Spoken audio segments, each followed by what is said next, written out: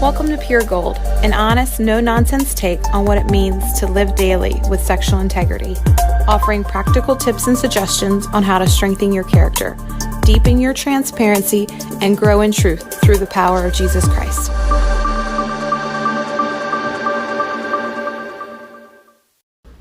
Hey everyone, welcome to the Pure Gold podcast. This is Frank Honus, and I want to thank you guys so much for listening. I am really excited to be able to re-release a podcast that has probably gotten the most attention, a video on our YouTube channel that's gotten the most views since we've ever been doing podcasting. Of all the episodes that we've released, this episode has probably gotten just, so much attention, and for the right reasons, I think. And this episode was how porn can destroy your marriage. And so several years ago, I believe I was actually on my 5th year of recovery at that point. My wife and I sat down to do sort of a joint interview and to just talk to each other, and mostly for me to ask her questions of what pornography did to our marriage. How was she affected? What was she feeling? How did she deal with the effects of, my addiction? And again, this has always been probably the most popular episode. So every once in a while, I like to pull it out of the archive and I like to re-release it because it is so good. And, the reality is that pornography does destroy marriage, unfortunately. But there's also, I think, a greater reality in which it doesn't have to. And marriages can be healed, they can be restored, and there's some really great things that can happen from a marriage that is redeemed from sexual impurity. And so that's how our marriage went. And by the grace of God, he brought great healing into my life. He brought great healing into my wife Tracey, her life. And we now are proponents of helping people, helping couples who deal with this in their marriage. So if you are dealing with this in your marriage, if you're a husband who's struggling with pornography addiction, I just want to encourage you to reach out to me. You can reach out to me on the website, pflhome.com. If you're in a marriage, if you're a wife, spouse of someone who's struggling, and you just need some encouragement, some support, my wife Tracey is more than available to lend her ear, to listen, to offer encouragement to you. Again, you can reach out to her if you go to the Support for Wives section under support on our website, pflhome.com. And we'd love to just help you guys out for, in whatever way we can. But this, again, was an episode entitled How Porn Can Destroy Your Marriage. And we do hope that it's a blessing to you. And just really, really encouraged to be able to re-release this episode on Pure Gold. Enjoy the podcast. Tracey, when I first shared with you about my sexual addiction, I think it was around 2008, 2009. I can't remember if we were still dating. I think I remember sharing with you, we were on a beach at one time, and I remember sharing with you some things that I had struggled with, and I was pretty vague about a lot of stuff. I wasn't very, very transparent. What were some of the immediate thoughts and feelings that surfaced kind of within your heart and your mind? What were you thinking and feeling about all this? I think you're right. I do remember we were on the beach one time when we were dating, and you shared with us. However, when you shared it, I remember you sharing it almost as if it was something in the past, not something that was currently going on. And at the time, me knowing nothing about sexual addiction or anything along those guidelines, I kind of thought it was something that you had walked through, and you were sharing it with me as a piece of your past, not as a part of what was currently going on in your life. But as time went on, when we were dating, and even at the beginning of our engagement, I would notice certain times when your mood or personality would change. And as I began to talk to you a little bit more, and you began to open up a little bit, kind of discovered that would often happen when you would have a slip up, or when you would be viewing pornography, or something had just gone on. And I don't know, so it was little things like that kind of hinted to me like, hey, there's something going on here. Yeah. Did you panic at all when I first shared with you? I mean, was there a sense of, not when I can't you walk into first this? shared it with me, because again, I thought it was something from your past, but as I started noticing more and more of this going on, and it being like a habit almost, I started getting panicked, especially because we were beginning to walk into a period of engagement to be married, and I was thinking, it scared me, honestly. Yeah. So fast forward a little bit, we get engaged, or we go through this dating time of our lives. We get engaged, we get married. What was the hardest part of being married to a man who wrestled with an addiction to pornography, addiction to masturbation, lust, fantasy, a sexual addiction? What was, if you could narrow it down to one thing or a couple things, what were the most difficult, most challenging places for you? The obvious ones would be how it made me feel as a woman. I know we're going to get into that a little bit later on too, but I think something that people don't often realize comes along with this is a lot of lying and minimizing and shading of the truth. And I think that was the hardest, because it was almost like I didn't know what was real and what wasn't real. I didn't know when you were being honest with me, and basically just that lack of transparency. Yeah. Were there ever moments where you thought, I just can't handle this anymore, I'm leaving, I'm out of here? Did you ever feel like those moments came up in your mind? Could you describe those moments a little bit for me? Yeah, I remember the first one was actually when we were still engaged. I believe it was getting close to the time of our wedding, maybe a couple of months before, because I think we had even sent out invitations, because my mind was racing like, how are we going to undo all this? Mm-hmm. But I remember taking my engagement ring off and giving it back to you, because it was almost like you talked about being serious about recovery, but it was obvious that you hadn't reached that real point of brokenness yet. And I remember giving my engagement ring back to you and telling you, I can't do this. I can't imagine going through a life like this when I don't know if you're being honest with me, how it makes me feel as a woman belittled, and just the insecurities that it brought about, things that I hadn't really felt before. That was a pretty scary moment for me. I think that was actually the moment of brokenness that I had always been wanting, and I think that was the place where my addiction not only had warped my mind and messed my life up, but now I could see the way it was damaging somebody else's life, my own soon-to-be, actually unsure at that moment, but soon-to-be wife. So here's the big question I guess I have.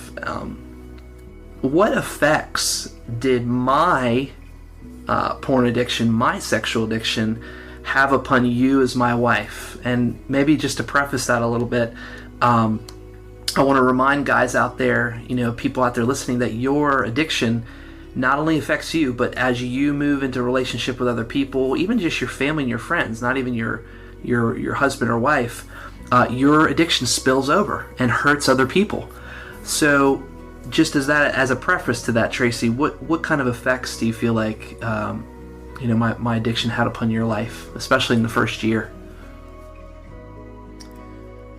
As a female, I mean, in general, females sometimes struggle with having insecurity and different things. Not always, but at times, just as a woman, walking through different things can cause that. But this definitely caused that to peak, knowing the type of things that you were viewing, and the thought of getting married and walking into all that. And then even once we were married, the thought of just my husband comparing me to things, which I know and understand from even in that season, we were graciously, a friend came along who is a counselor and walked us through a lot of different things. And even individually, me as a spouse caused me to understand a lot about sexual addiction that I had no idea.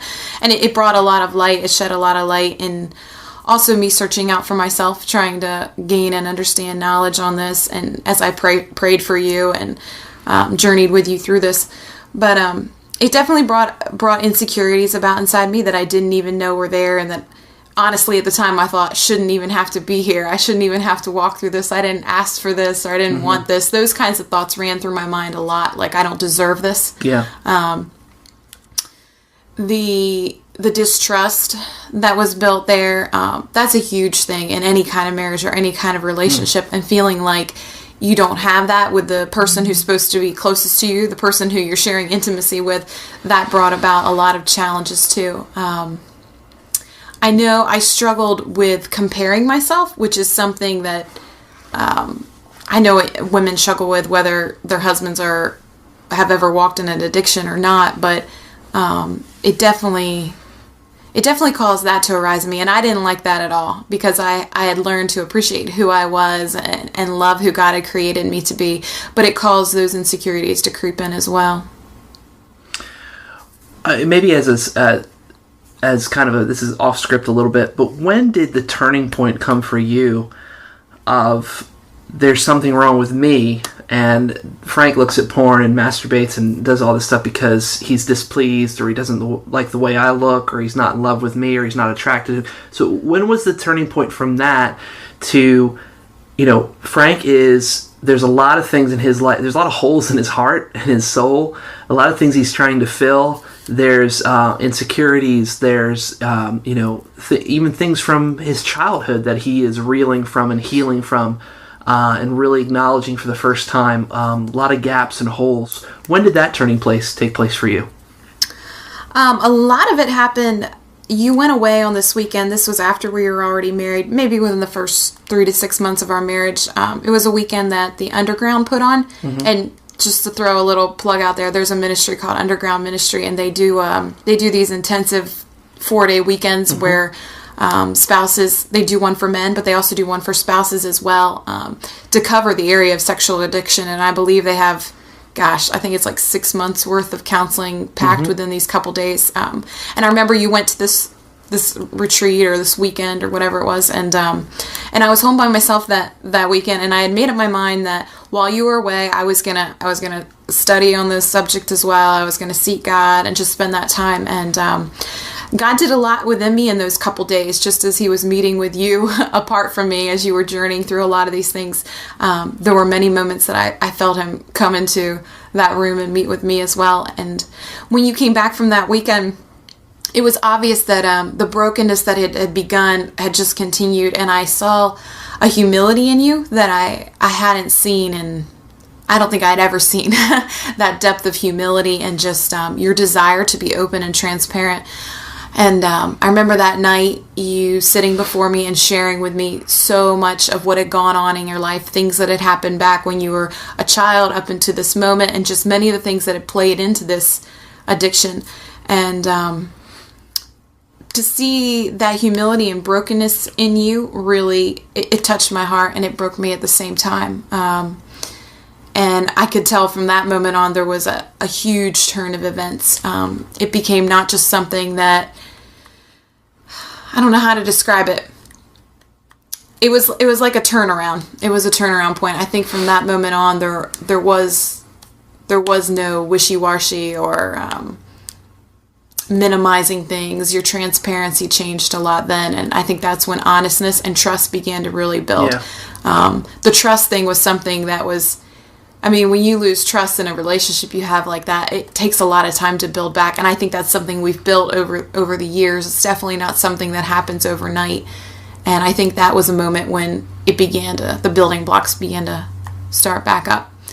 During that same weekend when you were away, one of the things that the Lord really spoke to me, and at first it kind of angered me to hear it, but I remember God said to me as I was praying the one night, "You chose this," and I was thinking, what in the world? I did not choose to marry a man with this kind of addiction. Right. I did not choose to feel this way, Yeah. And the Lord just reminded me that, Tracey, so many years ago, you placed your life in my hands, and you said, "I want to be used by you, God, whatever that may look like." And I know, in terms of ministry and stuff, I viewed it as something very different. But the Lord has definitely used this in an area of ministry in my life personally. I know in your life personally, and we've been able to use it to touch other individuals' lives as well. So yeah.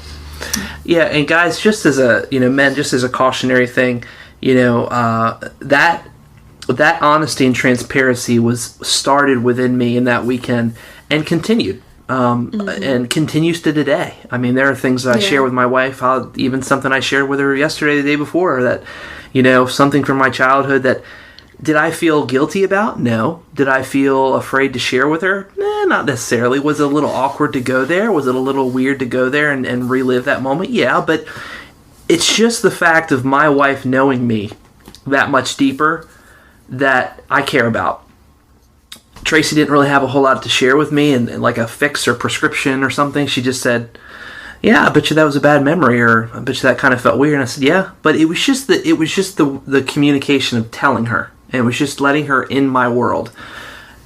Were there slips that happened after I came back from that weekend? Probably. There were probably things that happened in the ensuing months, and but as the brokenness and transparency continued, that led the healing, and that almost helped me for there not to be many slips and falls, or you know what I'm saying?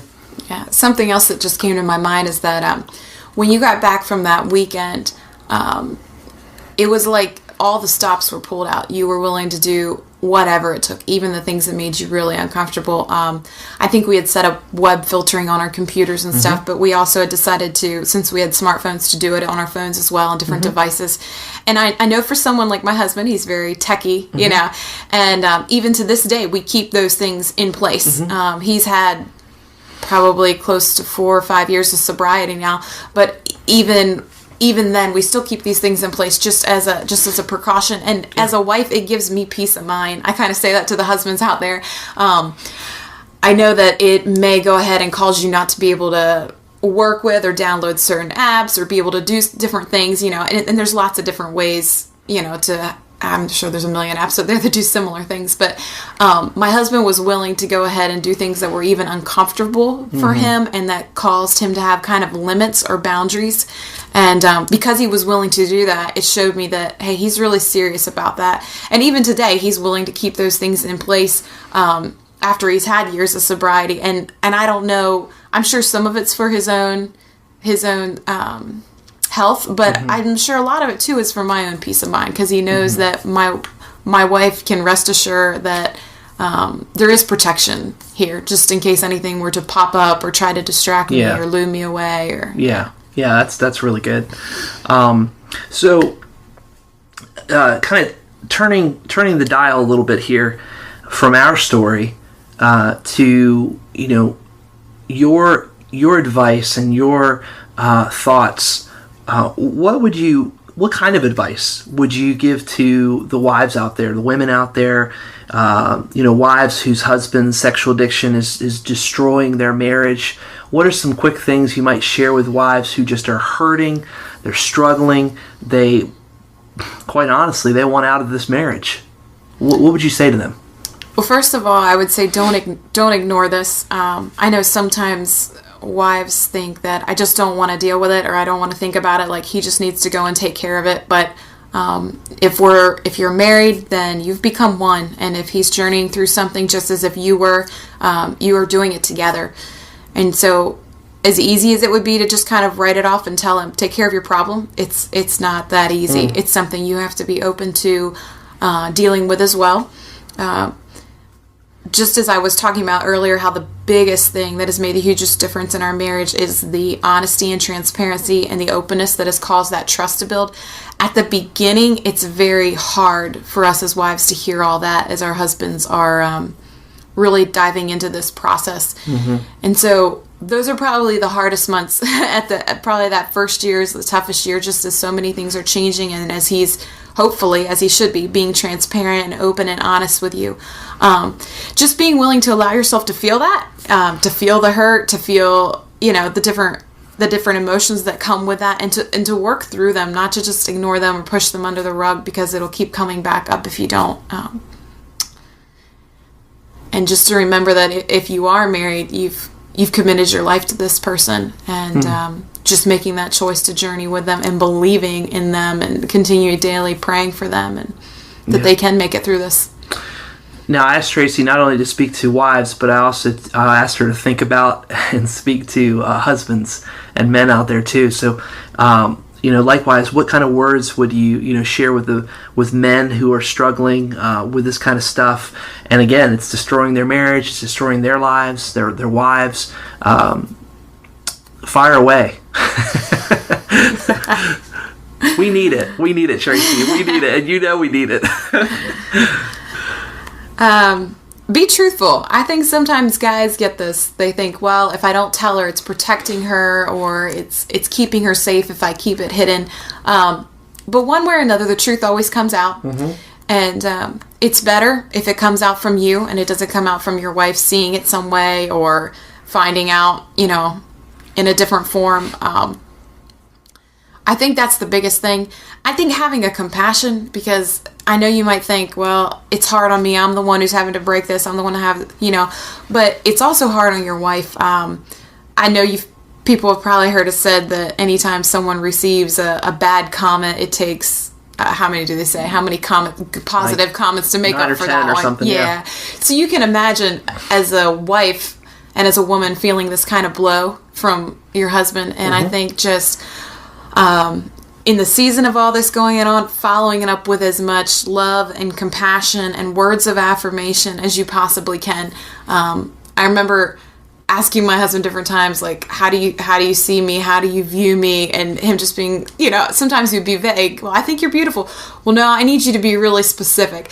And I think it's because sometimes when we do go through something like this and it's really hard, it takes a lot more of that positive affirmation and, the truth, hearing the truth from our husbands. So not being afraid to lavish that on your wives, especially as they're journeying through something like this. Yeah.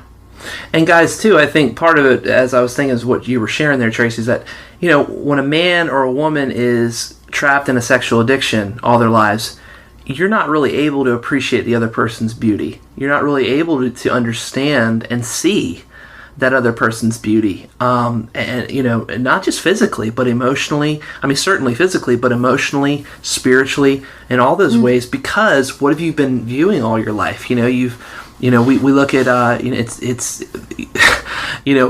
we pull up these exactly. We pull up these false, fake scenarios, false love, not even love at all, of two people going at it.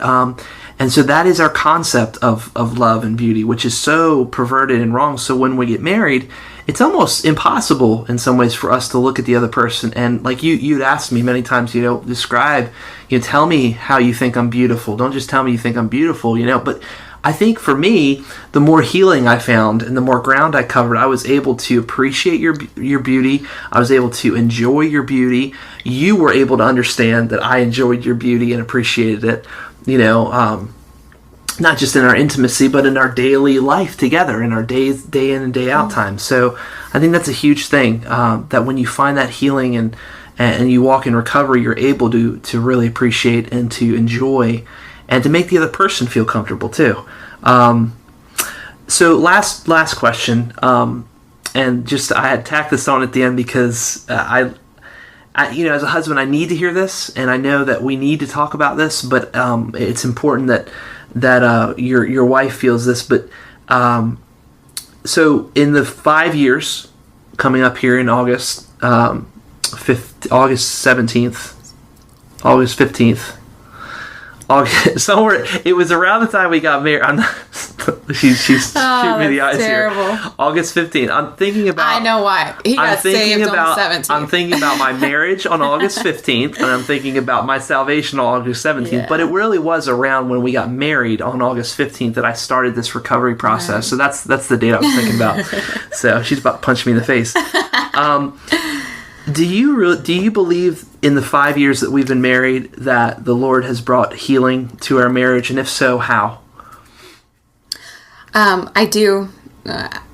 Sometimes I stand back and at times it almost brings me to tears just to think about how God is able to restore something in a way that we couldn't even imagine. I was sharing with a woman not long ago as we were talking. It was something she was sharing with me how she was feeling in regards to her spouse struggling. And I told her, I said that the depth of love and intimacy and transparency and joy that I have in my marriage now, I never imagined was possible, even when I dreamed about marriage, before I knew my husband had a sexual addiction, before we walked through the process of healing all that, even before all that, just as I dreamed about marriage and love and my future spouse, what we have today is deeper and more true than I could have ever imagined. And I know it took walking through some hard things, but perhaps walking through a lot of that caused the closeness that we have today. And just, I absolutely love it, and I thank God every day for it. I know that